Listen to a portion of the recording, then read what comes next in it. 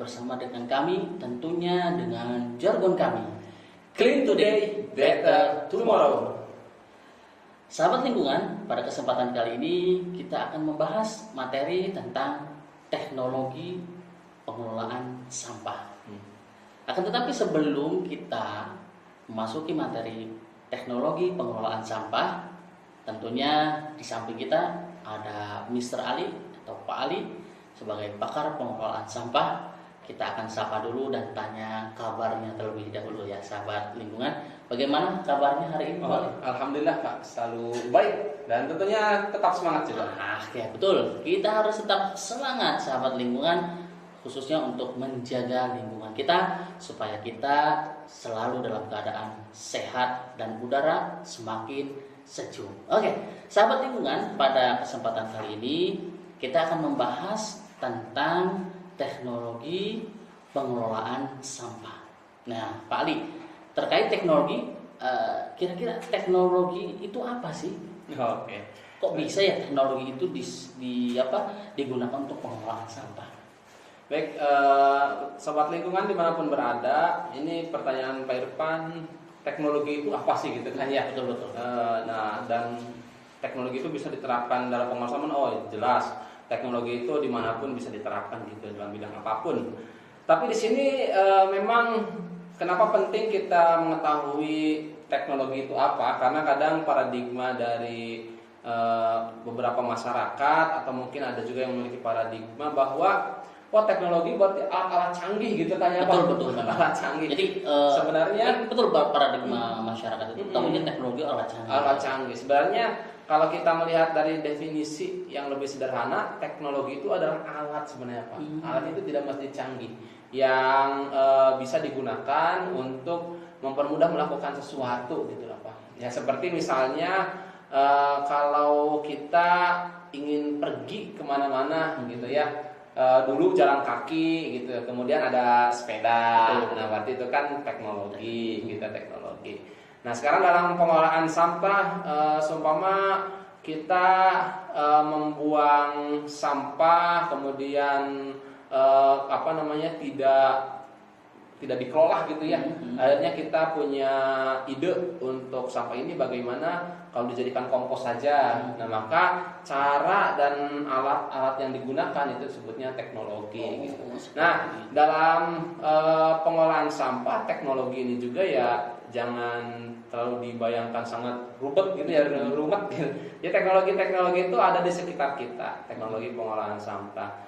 Ya semisal tadi kita untuk membuat sampah organik menjadi kompos itu juga termasuk teknologi. Kemudian kita memiliki ataupun memilah sampah dengan sensor ataupun dengan alat-alat lain itu juga teknologi. Artinya teknologi itu tadi penerapan ilmu pengetahuan yang diimplementasikan dalam cara ataupun alat untuk mempermudah pekerjaan, aktivitas manusia, itu teknologi lah. Untuk terkait teknologi juga ya, karena ini memang tentang pengelolaan sampah. Kira-kira menurut Pak Ali, apa saja sih teknologi yang bisa diterapkan atau digunakan untuk pengelolaan sampah ini, Pak? Ya sebenarnya banyak sekali apa ya, beragam gitu. Beragam, ada yang dimulai sederhana gitu, teknologi sederhana itu seperti kita membuat alat penjernih air dengan barang-barang yang ada di sekitar kita gitu ya, seperti misalnya paralon atau aqua botol dikasih kerikil, injuk, kemudian dikasih spons, itu juga teknologi gitu ya. Kemudian tadi pengomposan, kita membuat kompos dari sampah-sampah organik, sampah sisa makanan yang kita hasilkan di wadah tertutup di tempat yang teduh gitu ya. Nah itu juga teknologi. Jadi teknologi itu ada dan mudah kita temui. Atau juga yang lebih teknologi pengolahan sampah yang lebih modern ataupun skala industri, biasanya ada insinerasi, kemudian ada pirolisis, gasifikasi, itu termasuk teknologi juga sama. Nah, ketika kita menerapkan teknologi untuk pengelolaan sampah, ya pastinya ketika kita melakukan terobosan-terobosan baru supaya sampah itu bisa dikelola atau dipilah oleh kita menggunakan teknologi, pasti di sana ada hambatan. Nah, itu ya kira-kira yang sering ada di masyarakat kita, hambatan-hambatan apa sih Pak yang bisa mengganggu tidak berjalannya penggunaan teknologi untuk pengelolaan sampah? Sebenarnya permasalahannya ada di usernya ya, ataupun di orangnya, gitu, di orangnya. Jadi yang namanya teknologi kadang kalau kemauan gitu ya, kemauan betul. Yang jadi masalah kadang kemauan dari seseorang gitu, mengadaptasi ataupun mengimplementasikan teknologi yang ada yang belum diketahui, itu juga menjadi suatu PR, kesadaran kita. Seperti hal mudahnya adalah bagaimana cara melakukan pemilahan sampah, gitu kan, pemilahan sampah secara manual aja. Ya kita sediakan 2 wadah gitu di rumah, antara organik dengan anorganik. Nah kemudian kita kampanyekan atau sosialisasikan, tapi kan kadang tetap saja karena paradigmanya itu belum terimplementasi, jadi tidak berjalan. Akan tetapi tidak semua terkait kemampuan juga ya. Nah selanjutnya adalah skill ataupun keterampilannya. Dan yang terakhir kadang ini yang menjadi pertimbangan yang yang sering ditemu itu adalah karena faktor biaya gitu. Faktor biaya. Jadi berarti memang faktor kemauan dan biaya. Ya. Kadang begini, ini kan sampah, buat apa kita kelola? Buang aja langsung.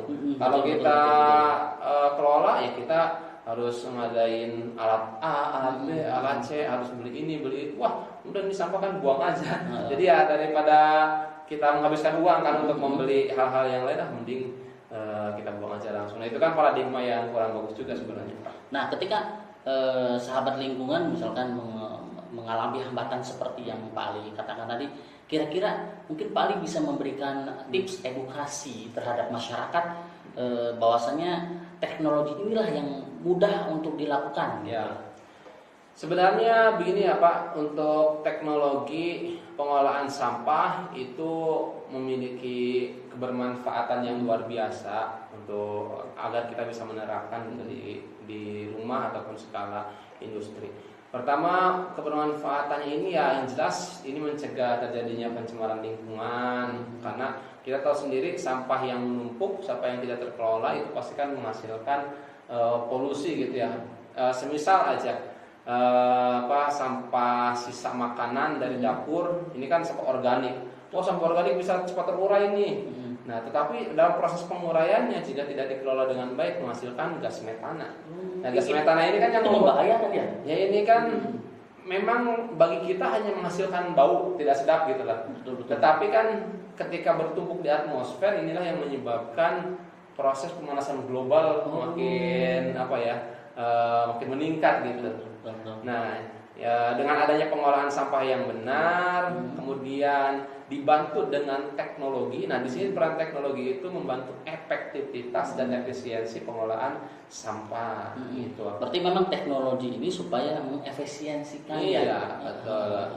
Kemudian kan selain itu juga tadi dengan mengelola sampah kadang di situ juga ada sisi ekonomisnya sebenarnya gitu ya. Seperti halnya konsep daur ulang itu kan kita mengolah kembali bahan yang tidak digunakan menjadi produk yang baru. Reuse mengurangi menggunakan kembali, kemudian reduce mengurangi barang-barang yang memang tidak perlu kita miliki gitu. Nah, jadi sahabat lingkungan itulah tadi terkait dengan kendala-kendala dan ada tips dari Pak Ali bahwasanya memang kita harus tetap menggaungkan, mengedukasikan kepada masyarakat di sekitar kita bahwasanya menjaga lingkungan itu harus. Jadi tetap jaga lingkungan, bijak mengelola sampah, clean today, better tomorrow.